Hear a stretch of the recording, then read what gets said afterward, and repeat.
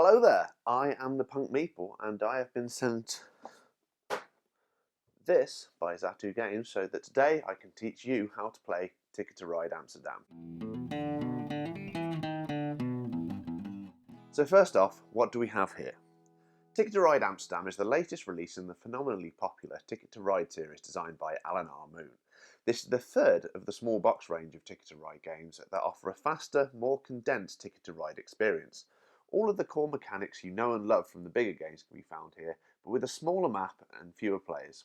Rest assured though, there is still a solid Ticket to Ride experience for 2 to 4 players that should take about 20 minutes to play. Let's have a look in the box and see what we get. Well, there's a board, some rules, some plastic carts in each of the 4-player colours, some extra spare carts in case you lose any, some scoring markers, one for each player, and some cards. There are 3 different types of cards here. First, you have the transportation cards, which come in 6 colours. These match the colours of the routes that you can see on the board, and rainbow wild cards. Next, you have the contract cards, which depict 2 locations found on the board and a number of points that can be earned if you manage to connect them. Lastly, we've got the merchandise cards. These are actually unique to this version of Ticket to Ride and will award bonus points to the player who manages to collect the most of them over the course of the game. So, now we know which bits and bobs we're going to be playing with, it's probably a good idea to know what we'll be trying to do with them. In a game of Ticket to Ride Amsterdam, you will be playing as traders, trying to establish a thriving trading network in 17th century Amsterdam. The winner will be the player with the most points. To earn points, you'll be claiming different coloured trading routes by playing down sets of matching coloured transportation cards. You'll also earn points for completing contracts. To complete a contract, you will need to have claimed routes that will allow you to trace an unbroken path between the two named locations on the contract card.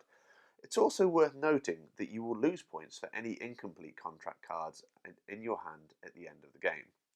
The last way you can earn points is by collecting merchandise cards. You get these by claiming routes with the carts depicted on them. You always get one merchandise card when you do this. It doesn't matter how long the route is that you're claiming. Anyway, now that you know roughly what we're going to be doing and how we win, let's get set up. First, place the board out in the middle of the table in reach of all players. Each player then chooses a colour and takes 16 cards and a scoring marker. Place the scoring marker on 0 and the carts in front of the player. Next up, shuffle the deck of transportation cards and deal 2 out to each player face down. Keep these a secret as you don't want your opponent to know which colours you may be collecting. Next, deal 5 of these transport cards face up next to the deck. If 3 or more of these face up cards are multicoloured wild cards, reshuffle the deck and redeal out the cards until there are less than 3 wild cards showing. 5 is right out. Shuffle all the contract cards up and again deal 2 to each player. Each player can then decide which contract cards they want to keep. They have to keep one, but they can keep both if they'd like. Remember that any contract card that you don't manage to complete will lose you points at the end of the game. Do not get greedy. Any unwanted cards go back on the bottom of the contract cards deck, and then lastly, place the deck of merchandise cards near the board, and you're now ready to begin. So I best teach you how your turns are going to work. The youngest player is the first player in a game of Ticket to Ride Amsterdam. On your turn, you will do one of 3 things. You will either draw transportation cards, draw contract cards, or claim a route. If you choose to draw transport cards, you can draw any one of the 5 face-up cards or draw blindly off the top of the transport card deck.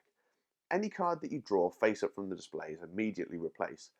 If, after replacing the chosen face-up card, there are now 3 wild cards in the row, discard all 5 cards and place out 5 new ones. You then get to draw another card. Again, any one of the 5 face-up cards or a blind draw off the top of the transport card deck, replacing any drawn cards. However, if you chose to draw a wild card from the face-up selection as your first pick, you don't get to make a second pick, and you can't choose a wild card from the face-up cards on your second pick at all. This isn't the case if you manage to draw a wild card blindly off the top of the transport deck. You got lucky, and that's okay. There's also no hand limit in this game, so you can collect as many cards as you like, and that is how you draw transport cards. Your next option is to draw contract cards. This works pretty much the same way as it did during the setup. You get to draw 2 contract cards and you must keep at least one of them. Again, placing any unwanted cards at the bottom of the contract card deck. If there's only a single contract card left in the contract deck, you can still take this action, but you have to keep the card that you draw. Again, there is no limit to the number of contract cards you can collect. Lastly, we've got claiming routes. And this is what you needed those transport cards for, and it's how you complete contract cards. To claim a route, you need to discard a number of transport cards from your hand equal to the length of the route. These cards also need to match the colour of the route that you are claiming.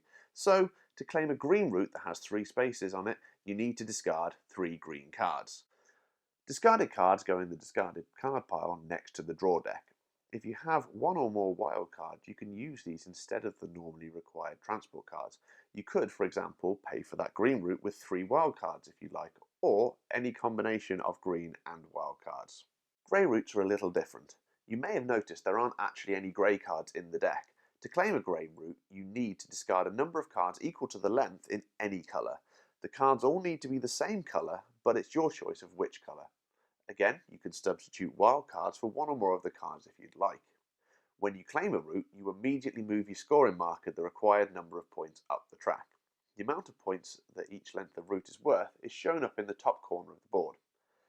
Lastly, if the route you claim has a cart symbol on it, take one of the merchandise cards and place it face up in front of you. It's public knowledge how many of these cards you had, so don't try hiding them. There are also some double routes on the board. Once one player has claimed one half of one of these routes, another player can still claim the other half of the route if they would like. The same player can't claim both halves of the double route though, because that's just mean. However, you can only do this in 3 or 4 player games. In a 2-player game, once one of the 2 halves of a double route has been claimed, that's it. The other player cannot claim the other half. And those are your options. You'll each take turns going around the table in a clockwise order until one player has only got 2 cards or less left.